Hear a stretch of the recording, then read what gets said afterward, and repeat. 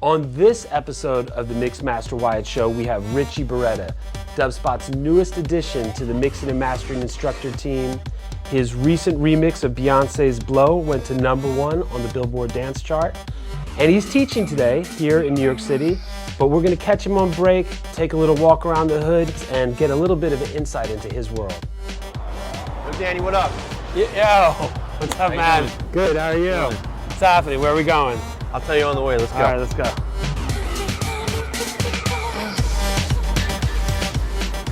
All right, Richie, I mean, man, so much success, #1 remix. What's your secret, man? Well, you're not filming this, right? Nah, dude, no, camera's off. All right, well, let me take you to this little spot that I like to go to and get my mind cleared up.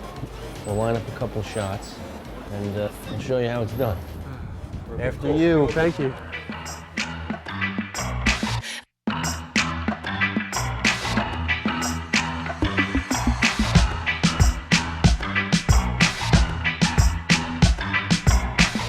All right, here's some shots.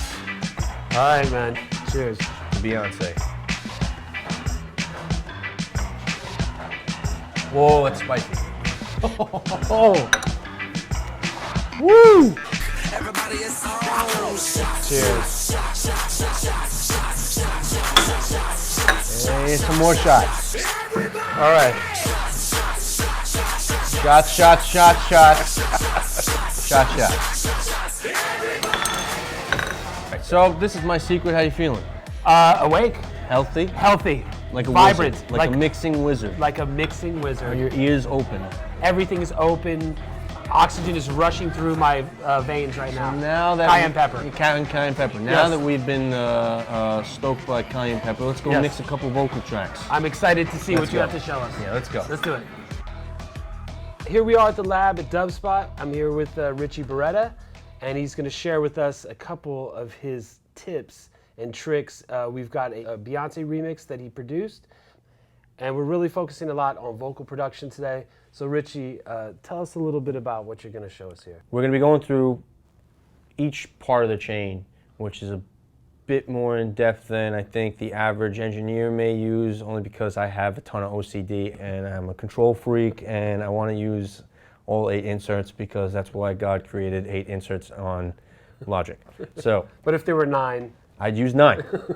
If there were 10, I'd use 10. In fact, sometimes I daisy chain laptops and do this secret Logic mod that only I know about.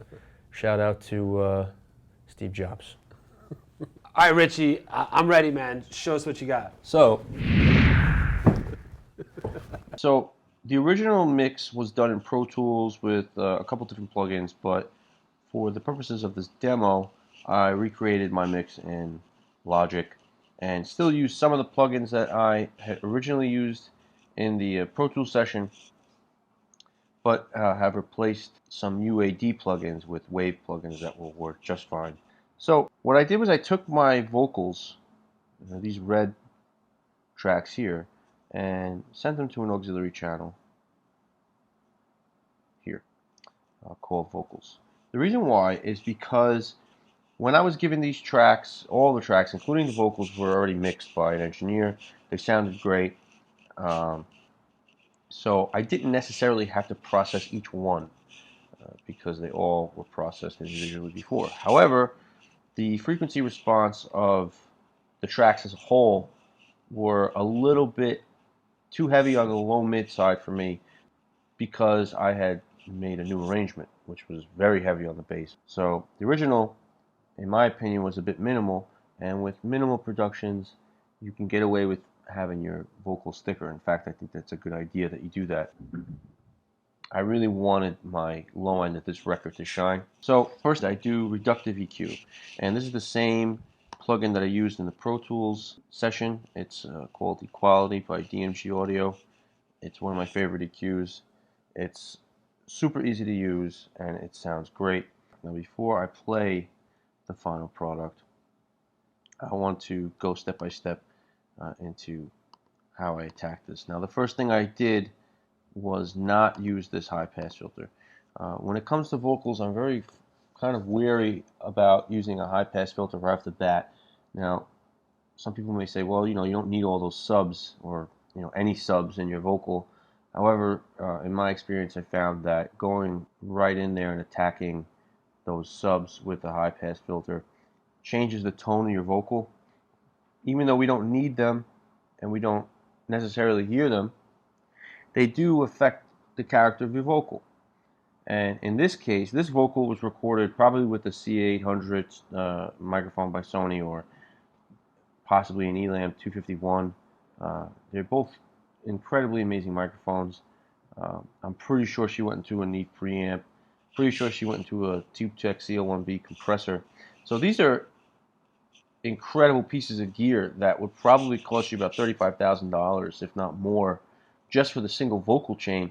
So I don't want to compromise that tone that this great gear gives my vocal, or any instrument for that matter. So if I have to remove some frequencies, I tend to do it gradually in order so that I may hear the change soloed, but in the mix, you're not hearing the change in character. And these subs, even though they're going to be very small in number, they still give character to your vocal, so I don't want to get rid of them 100%.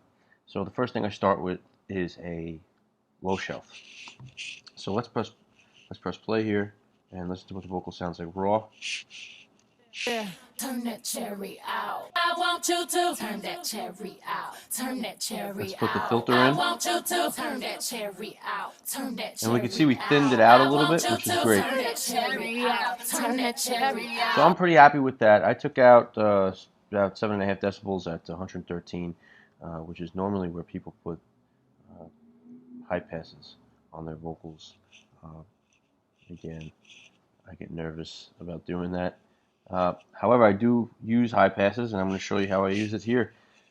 Since I took out enough low-end real estate in my vocal, I now want to see how much sub I can get away with eliminating altogether using a high pass without changing the tone of the vocal. So I put it at about 52 or 53 hertz. And let's listen to what it sounds like with the filter disengaged. Yeah.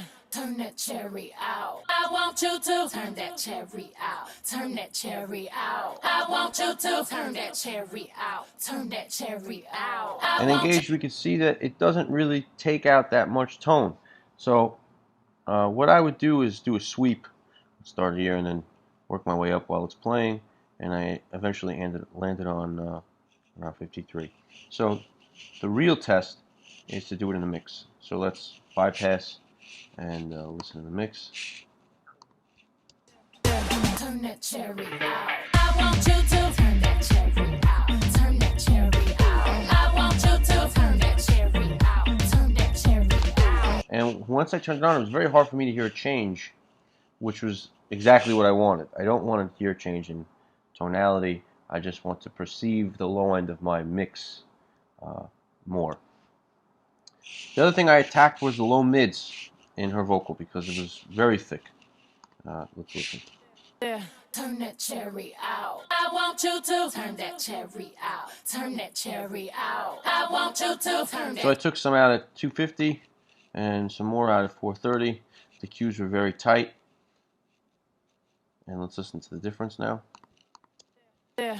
Turn that cherry out. I want you to turn that cherry out. Turn that cherry out. I want you to turn that cherry out.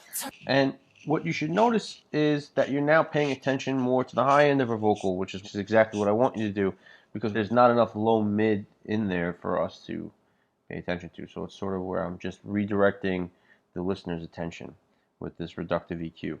So doing this method of reductive EQ first, it gives the impression that we're brightening it up without actually adding anything. And less is always more, in my opinion, in mixing. So once I get this sounding the way I want, Yeah. Turn that cherry out. I want you to turn that cherry out. So that's basically the process right there. Wow, man, incredible, amazing to get an insight into your method. You know, I see some dramatic moves, but I also see lots and lots of subtle moves, all adding up to that result. And it shows a lot of experience to be light-handed sometimes with some of these moves. I know the audience is going to have a lot of questions for you during the hangout, but I really appreciate you letting us into your world here with the vocal production. No doubt. Amazing, man. Yeah.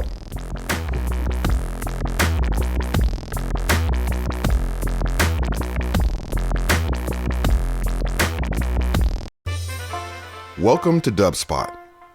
We believe in providing you hands-on experience right away.